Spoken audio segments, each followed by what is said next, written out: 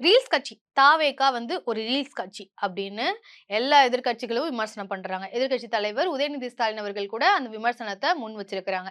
Reels கட்சின்னு சொல்றதுக்கு காரணம் என்ன? எல்லா அமைச்சர்களும், எம்.எல்.ஏக்களும் எல்லாரும் சொல்லிட முடியாது. ஒரு குறிப்பிட்ட சிலர் வந்து எங்கெல்லாம் இன்ஸ்பெக்ஷன் போறாங்களோ, அங்க இன்ஸ்பெக்ஷன் போற இடத்துலலாம் வந்து கேமரா பெர்சனையும் கூட்டிட்டே போயிட்டு ஒரு வீடியோ போட்டுறலாம். வீடியோ போட்டோம்னா நெறைய சோசியல் மீடியால லைக்ஸ் வரும், நெறைய வியூஸ் வரும், கட்சியில நமக்கு ஒரு பேர் வரும் அப்படின்ற அந்த கால்குலேஷன்ல பண்றாங்க அப்படின்றது தான் விமர்சனம். அதனால தான் ரீல்ஸ் கட்சின்னு சொன்னாங்க. அதுக்காக எல்லாத்தையுமே அந்த மாரி விமர்சன பார்வையில முன்வைக்கிறது அப்படின்றது எந்த அளவுக்கு சரி அப்படின்றது தான் கேள்வி. இது டிவிகேக்கு சப்போர்ட் பண்ணணும், இல்ல அந்த எம்.எல்.ஏக்கு சப்போர்ட் பண்ணணும்ன்றது ஒரு நோக்கமே கிடையாது. ஒரு பத்திரிக்கையாளரா கூட பார்க்க வேணாம். ஒரு நார்மலா வந்து ஒரு 3 பெர்சனா ஒரு பார்க்கும்போதே, இத ஏன் மார்க்கெட்டிங்கா அவங்க பண்ணணும்? மார்க்கெட்டிங் பண்ணணும்னா பல காரணங்கள் இருக்கு. பல ஆப்ஷன்ஸ் இருக்கும் பொழுது, ஏன் இந்த ஒரு பர்ட்டிகுலர் விஷயத்த வச்சு பண்ண போறாங்க அப்படின்ற கேள்வி தான் எனக்கு வருது.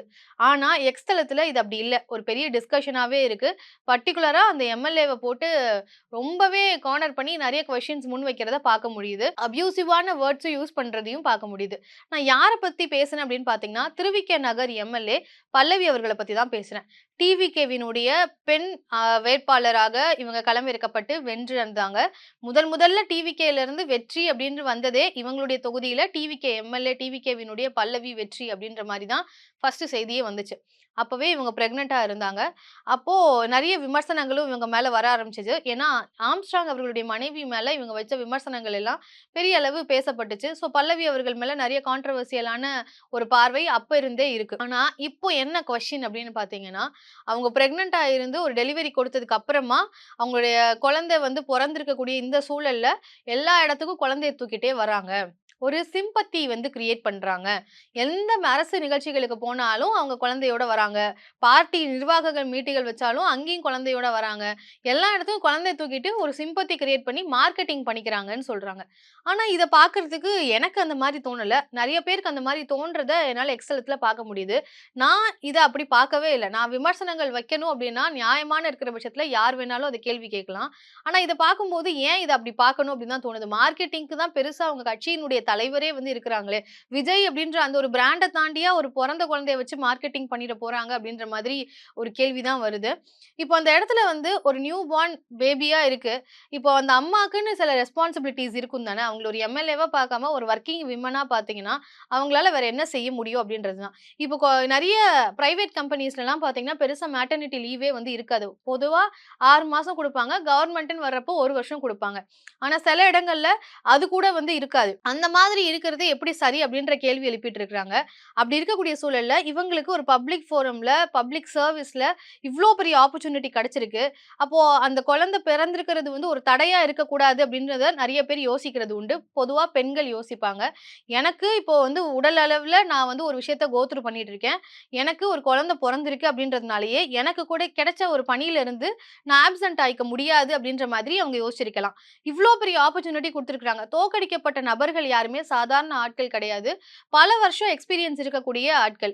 இப்போ ஆம்ஸ்ட்ராங் அவர்களுடைய மனைவியும் எவ்ளோ பெரிய ஆதரவு இருந்தது. அதெல்லாம் தாண்டி மக்கள் வந்து நம்பி இவங்களுக்கு வந்து ஓட்டு போட்டிருக்காங்க. அப்படி ஒரு ஆப்பர்ச்சுனிட்டி கிடைச்சப்போ, எப்படி அந்த இந்த மாதிரியான சாக்கெல்லாம் சொல்லிட்டு ஒரு 6 மாசம் வந்து நீங்க சொல்ற மாரியே மெட்டர்னிட்டி லீவ் எடுத்துட்டு வீட்ல இருக்கிறாங்க அப்படின்னா, அப்போ என்ன சொல்லியிருப்பாங்க? திருவிக நகர் எம்.எல்.ஏ பிரெக்னன்ட்டா இருக்காங்கன்னு தெரிஞ்சும் விஜய் அவர்கள் ஆப்பர்ச்சுனிட்டி குடுத்து இன்னைக்கு அவங்க வெற்றி பெற்றுட்டாங்க. ஆனா 6 மாசம் லீவ்ல போய் உட்கார்ந்துட்டு இருக்காங்க. திருவிக நகர் மக்கள பாருங்க பாவமான நிலையில இருந்துட்டு இருக்காங்க. இதுதான் டிவிகேவினுடைய இன்எஃபிஷியன்சி. இதுதான் டிவிகே உடைய அலட்சியம். இவங்களுக்கு அரசியல் தெரியாதனால தான் இந்த மாரி எல்லாம் எதுவுமே அவங்க யோசிக்கல. அப்படின்ற அந்த ஒரு பார்வைய முன் வச்சிருப்போம். ஆனா, இப்ப அவங்க வந்து எனக்கு குழந்தையே பொறந்திருக்கு. இருந்தாலும் எனக்கு குடுத்த கடமைய நான் செய்றேன்னு வர்றப்போ, இந்த மாதிரி அவங்க மார்க்கெட்டிங் பண்றாங்கன்ற கருத்த வைக்கிறாங்க. இப்ப என்னதான் பண்ணணும் அப்படின்ற ஒரு குழப்பம் தான் வந்து வருது. ஒரு 3 பெர்சனா இந்த ஒரு கான்ட்ரோவர்சிய பார்க்கும்போது, பல்லவி அவர்கள் செய்றது அவங்களுடைய தனிப்பட்ட விருப்பம். எனக்கு குழந்தையே பொறந்திருந்தாலும், எனக்கு பார்ட்டியில ஒரு மீட்டிங்ன்னு இருந்துச்சுன்னா, நான் அதுக்கு பிரையாரிட்டி குடுத்து நான் வரேன். எனக்கு மக்கள் தரப்புல இருந்து எனக்கு ஒரு அழைப்பு இருக்கு. என்னுடைய பிரசன்ஸ் வந்து அங்க தேவைப்படுதுன்னா, நான் அங்க வரேன். அப்படின்னு சொல்லி அவங்க பொறந்த குழந்தைய இருந்தாலும், அவங்க கூட்டிட்டு வர்றது அவங்களுடைய விருப்பம். அத அவங்க செய்றாங்க. அத வந்து மார்க்கெட்டிங்ன்னு பார்க்குறது ஒவ்வொருத்தருடைய பார்வையில தான் இருக்குன்னு நான் நெனைக்கிறேன். இத வேணும்னே அவங்க மேல வந்து கார்னர் பண்ணணும் அப்படின்னு வைக்கிற மாதிரி தான் வந்து இது தோணுது. ஒரு வன்ம பார்வையோட பார்த்தா தான் அது வந்து மார்க்கெட்டிங்ன்னு தோணும்னு நெனைக்கிறேன். ஸோ இன்னொரு விஷயம் இப்போ பல்லவி அவர்களுக்கும், மேயர் பிரியா அவர்களுக்கும் ஒரு பிரச்சனை போச்சு. அங்க நம்மளுடைய கருத்துக்கள வைக்கலாம். நியாயமான பார்வைய வைக்கலாம். பல்லவி அவர்களும் அதுல வந்து இப்படி நடந்திருக்க வேணாம். இல்ல மேயர் பிரியா அவர்கள் இப்படி நடந்திருக்க வேணாம். அப்படின்ற அந்த ஒரு பார்வைய நம்ம நிச்சயமா வச்சிருந்தோம். அந்த வீடியோவும் நான் நம்மளுடைய சேனல்லயே பேசியிருக்கிறேன்.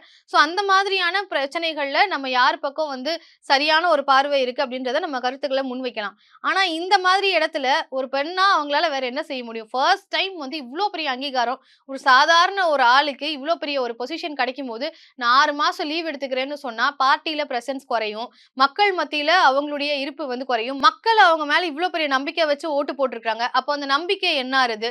இப்படி ஒரு கேள்விகள் எல்லாம் வரும் இல்லையா? ஸோ அப்போ அந்த கேள்விக்கெல்லாம் இடம் குடுக்காம, நம்மளுடைய பிரசன்ஸ என்னதான் இருந்தாலும் பாத்துக்கிறதுக்கு ஆட்களோட நான் எல்லா இடத்துக்கும் என் குழந்தையும் கூட்டிட்டு வரேன்னு சொல்லி வராங்க. ஸோ இத வந்து மார்க்கெட்டிங்ன்னு பார்க்க வேண்டிய அவசியம் இல்ல அப்படின்னு தான் எனக்கு தோணுது. உங்களுக்கு என்ன தோணுது அப்படின்றத கமெண்ட்ல சொல்லுங்க. இத நீங்க மார்க்கெட்டிங் தான் பார்க்குறீங்க அப்படின்னா, நீங்களும் அதுக்கான ரீசன்ஸ கண்டிப்பா கமெண்ட்ல சொல்லுங்க. நான் அக்செப்ட் பண்ணிக்கிறேன். ஸோ அதே சமயம் பிரைவேட்டா போகக்கூடிய நிகழ்ச்சிகளுக்கு அவங்க வந்து விளையாடுற மாதிரியான ஒரு வீடியோ எல்லாம் வந்து வெளியாச்சு. அங்கெல்லாம் வந்து கூட்டிட்டு போகல அப்படின்ற மாரி கருத்து சொல்றாங்க. ஸோ எங்க கூட்டிட்டு போணும், எங்க கூட்டிட்டு போகக்கூடாதுன்ற வரைக்கும் வந்து நெறைய பேர் வந்து கேள்வி வைக்க ஆரம்பிக்கிறாங்க. ஒருத்தர பத்தி குறிப்பா பெண் அமைச்சர்கள் மேல வந்து ஈஸியா வந்து கொஸ்டின் ரைஸ் பண்ணிறலாம்னு சொல்லி நெறைய ரைஸ் பண்ற மாரி தான் வந்து தோணுது. அவங்களுடைய வொர்க்க பத்தி நம்ம வந்து கொஸ்டின் பண்ணலாம். ஸோ இந்த ஒரு தருணத்துல எல்லா சொசைட்டியா சேர்ந்து வந்து சப்போர்ட் பண்ணலனாலும், இவ்ளோ பெரிய கொஸ்டின்ஸ் வந்து நம்ம வைக்க வேண்டிய அவசியம் இல்ல அப்படின்னு தான் நெனைக்கிறேன். அவங்களுடைய கவர்னன்ஸ்ல ஏதாவது ஒரு கொஸ்டின் இருக்கு. அவங்க கவர்னன்ஸ்ல இவ்ளோ பெரிய பிழை பண்றாங்க அப்படின்றப்போ நம்ம கொஸ்டின் எழுப்பலாம். ஆனா, குழந்தைய கூட்டிட்டு வரதெல்லாம் பிரச்சனையா பேசுறது எந்த அளவுக்கு சரி அப்படின்றது எனக்கு வந்து புரியல. உங்களுக்கு புரிஞ்சிருந்துச்சு அப்படின்னா கமெண்ட்ல சொல்லுங்க.